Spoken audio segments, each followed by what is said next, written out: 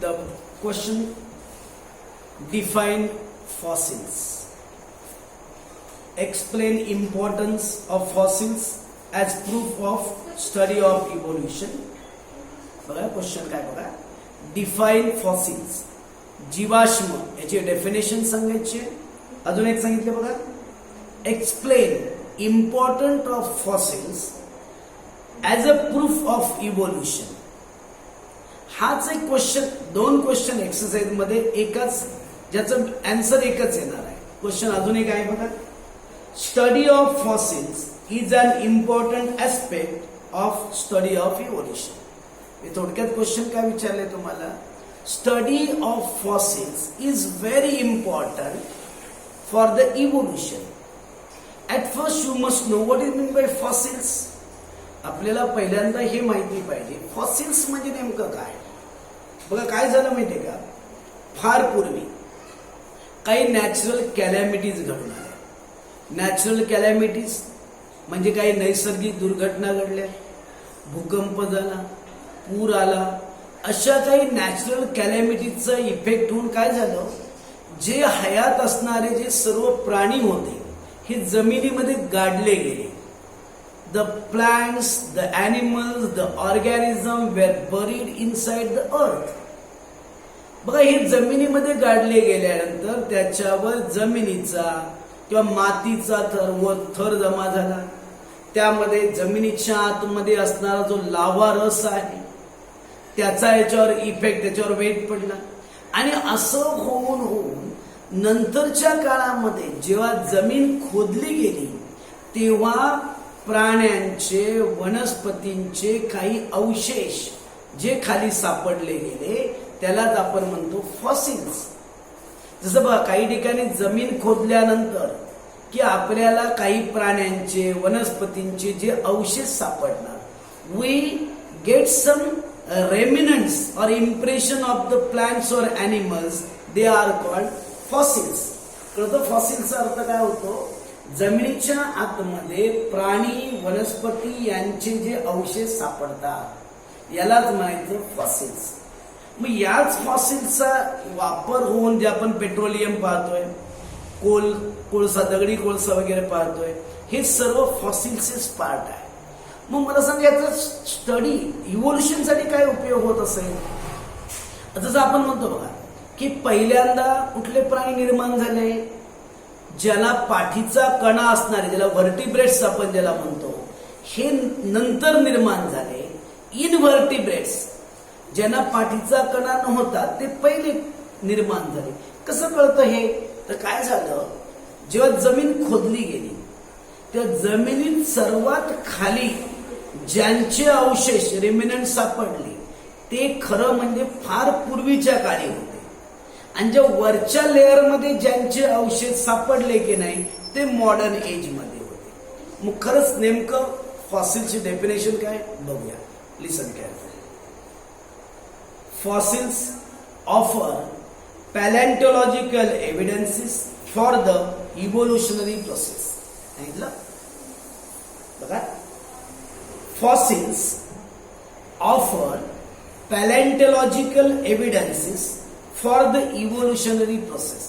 Paleontological process म्हणजे evidence म्हणजे काय, पुरातत्वीय, जमिनीच्या खाली सापडलेले एव्हिडन्स, हे एव्हिडन्स म्हणून यूज होतो.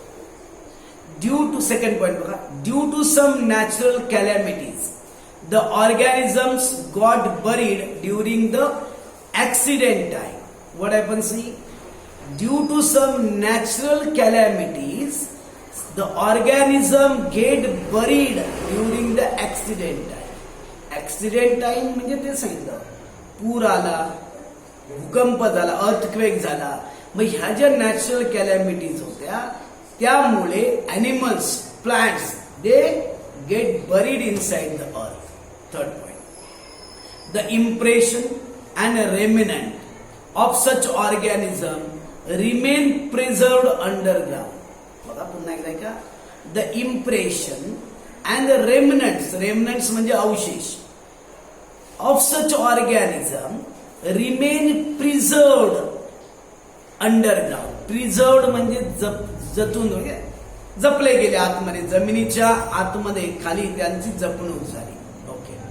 The hot lava also traps some organism or their impression. All such formations forms fossils. या सर्वांतूनच फॉसिल्स तयार झाले. थोडक्यात तुमच्या लक्षात येते काय? Fossils means the remnants or impressions of the organism buried inside the earth because of natural calamities. नैसर्गिक आपत्तीमुळे प्राणी आणि वनस्पती यांचे अवशेष जे जमिनीमध्ये गाडले गेले यांनाच काय म्हणतात? फॉसिल्स असं म्हणतात. ही definition. Study of fossils help the researcher to understand the characteristics of the organism that exist in past. बघा, रिसर्चर म्हणजे संशोधक. जी लोक पास्ट पूर्वी काय होतं हे ज्यांना सर्च करायचं आहे त्यांना याचा मात्र उपयोग होतो. जेव्हा जमीन खोदली जाते, जमिनीच्या खाली जेव्हा त्यांना अवशेष सापडतात, यावरून त्यांना काही रिसर्च करता येतं. म्हणून सेंटेन्स बघा, study of fossils help the researcher to understand the characteristics of the organism that exist in the past. Fifth point, carbon dating method also helps in finding out the exact age of the fossils. According to the structure of Earth's crust, the fossils are obtained at specific depth. एक नवीन method find out केली, carbon method. या मेथडचा use झाल्यानंतर जमिनीमध्ये जे आपल्याला रेमिनंट्स अवशेष सापडले ते कधी किती वर्षापूर्वीचे आहे हे फाइंड आउट करता येतं. याला म्हणतात कार्बन मेथड. कार्बन मेथड ही एक न्यू मेथड आहे. त्यामुळे त्यांचा एक्झिस्टिंग टाइम म्हणजे अवशेष कधीचे होते, किती वर्षापूर्वी ते गाडले गेले हे फाइंड आउट करता येतं. अशी मेथड आहे ती कार्बन मेथड आहे. Okay. Next, the oldest one are obtain at the depth. बघा, जमीन जेव्हा खोदली जाते तेव्हा सर्वात खाली, एकदम खाली डीपला कोणते अवशेष सापडणार? बघा, at the depth the oldest one, जे जुने सर्वात प्राचीन काळातील ज्यांचे अवशेष आहे ते कुठे सापडणार? खाली तळाशी सापडणार. The relatively recent one occupy the upper surface.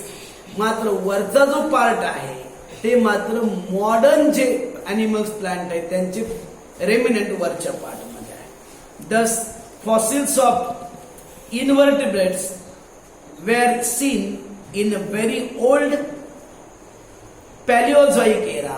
बघा, त्याचे 3 पार्ट पाडलेत. बघा, एक आहे पॅलिओझॉइक एरा, सेकंड वन आहे बघा मेसोझॉइक एरा, आणि थर्ड वन आहे बघा सिनोझॉइक एरा. बघा, पॅलिओझॉइक एरा म्हणजे फार पूर्वीच्या काळातले. दुसरा कुठला सांगितला? मेसोझॉइक एरा, मिडल पिरियड मधले. आणि जे मॉडर्न आहेत त्याला नाव काय दिलं? बघा, सिनोझॉइक एरा. नाव बघा परत एकदा, पॅलिओझॉइक एरा, मेसोझॉइक एरा आणि सिनोझॉइक एरा. बघा, पूर्ण सेंटेन्स वाचून बघा. The oldest one are obtain at the depth while the relatively recent one occupy the upper surface. Thus fossils of invertebrates were seen in very old Palaeozoic era. Later were seen fossils of pisces, amphibia and reptilia. म्हणजे second step मध्ये सापडले कुणाकुणाचे अवशेष? बघा, Pisces म्हणजे मासा, अँफिबिया उभयचर प्राणी आणि रेप्टिलिया सरपटणारे प्राणी यांचे अवशेष सापडले. आणि the Mesozoic era was dominated by reptiles while Cenozoic era showed presence of mammals. म्हणजे सर्वात वरच्या टॉप लेअरला कोण सापडले? मॅमल्स सापडले, सस्तन प्राणी. ओके.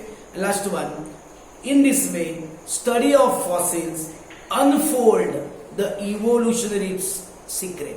म्हणजे इव्होल्युशन कशी झाली ह्याचं सिक्रेट कुणामुळे कळतं? फॉसिल्समुळे कळतं.